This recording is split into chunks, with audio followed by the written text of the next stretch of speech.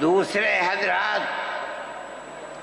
جو یہاں بیٹھے ہوئے ہیں اور یہ جمع غفیر لاکھوں آدمی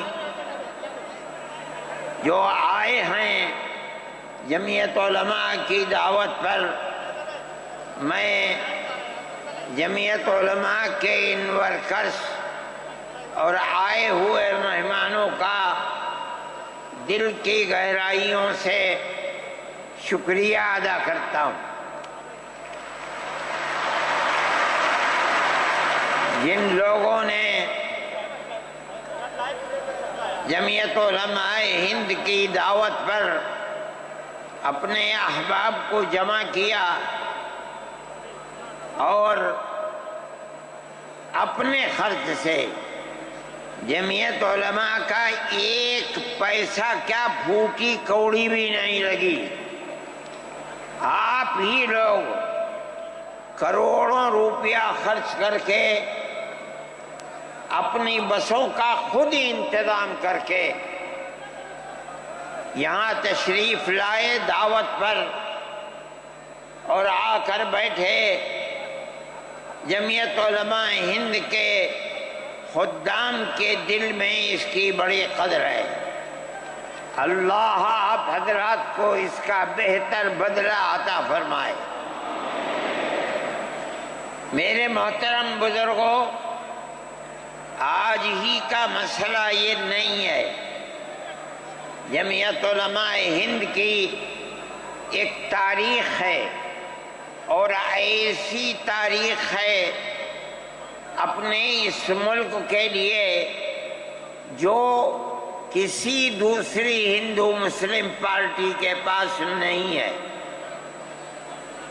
علماء نے اس ملک کی آزادی کے لیے اگر آپ ان کی تاریخ کو پڑھیں گے تو آپ کو اندازہ ہوگا کہ ان کی اس ملک کی آزادی کے لیے قربانیاں 150 سالہ قربانیاں ہیں۔ کوئی اس ملک کے اندر ہندو مسلم ایسی پارٹی نہیں ہے جس کی تاریخ ایسی قربانیوں کی تاریخ ہو۔ حضرت شاہ عبدالعزیز صاحب محدث دہلوی نے 1803 میں آواز بلند کی تھی کہ ہمارا ملک غلام ہو گیا، اس غلام ملک کو آزاد کرانا اس ملک میں بسنے والے ہر مسلمان اور ہر شخص کا فرض ہے۔ کوئی مائی کا لال نہیں تھا جو انگریز کی طاقت کے سامنے آزادی ملک کا نعرہ بلند کر سکتا۔ ایک مسلمان عالم دین نے اسی دلی کے اندر اس نعرے کو بلند کیا، اس کی جائیداد قلق کر لی گئی، اس کے مدرسے کو دفن کر دیا گیا، اس کو دلی بدر کر دیا گیا، لیکن یہ مسلمان ایسے نہیں تھے جو کسی ملک کے پیسے یا اس کی سطوت اور اس کی طاقت کے سامنے سر جھکا دیتے۔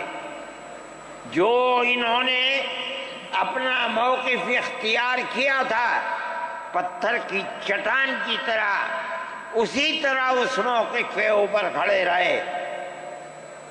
سب سے پہلا جہاد سن 1932 کے اندر ہوا، ہندوستانی لوگ تو جانتے بھی نہیں، اور اس کے اندر لوگ مر گئے، ختم ہو گئے۔ شاہ عبدالعزیز صاحب کے رشتے کے، ان کے قریب، ان کے اولاد میں شاہ اسماعیل شہید اور رائے بریلی کے شاہ احمد شہید، دونوں کے دونوں ختم ہو گئے، شہید ہو گئے بالا کوٹ کے میدان میں۔ لیکن پیچھے نہیں ہٹے۔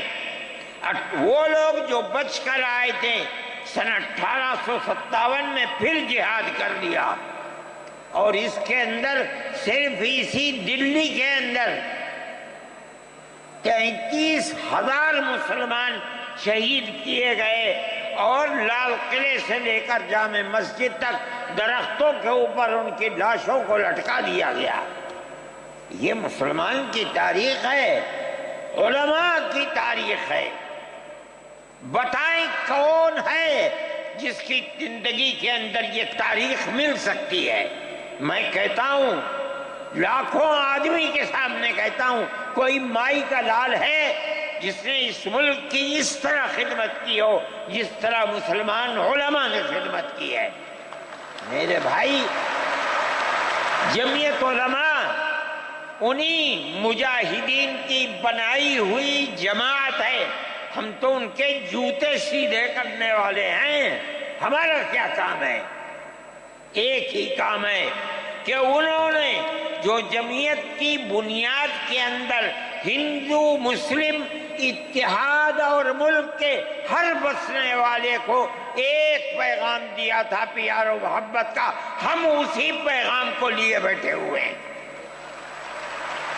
ہمارا کام صرف اتنا ہے، دنیا توڑنا چاہتی ہے، حکومتیں برباد کرنا چاہتی ہیں، فرقہ پرست ذہنیت آگ لگانا چاہتی ہے، یہ نعرہ دینا چاہتی ہے کہ ہندو الگ، سکھ الگ، مسلمان الگ۔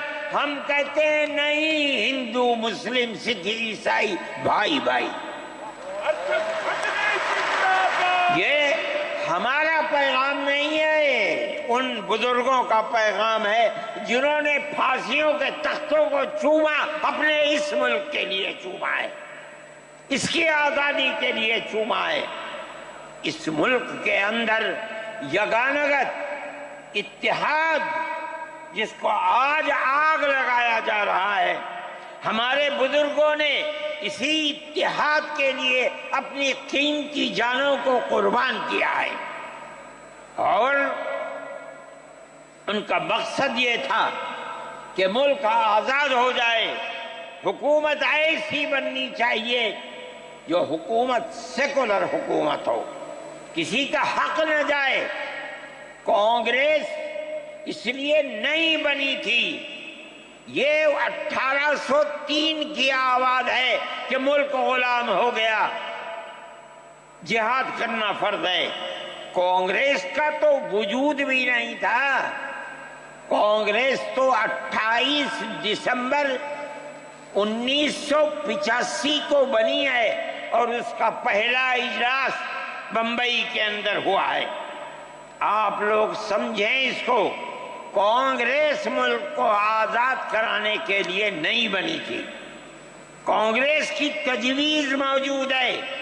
وہ کہتے ہیں کہ ہندو مسلم ملک کے بسنے والوں کی اس جنگ و جدال سے دو جہاد، سن 32 کا 1857 کا، اس جہاد کے نتیجے میں جو برطانیہ کی حکومت اور ہندوستان کی حکومت میں دوری پیدا ہو گئی ہے، کانگریس کا مقصد تھا کہ اس دوری کو ختم کر دیا جائے، ملک کو اپنے گردن سے زنجیر غلامی کی نکال کر توڑ دیا جائے۔ کانگریس کا مقصد نہیں تھا۔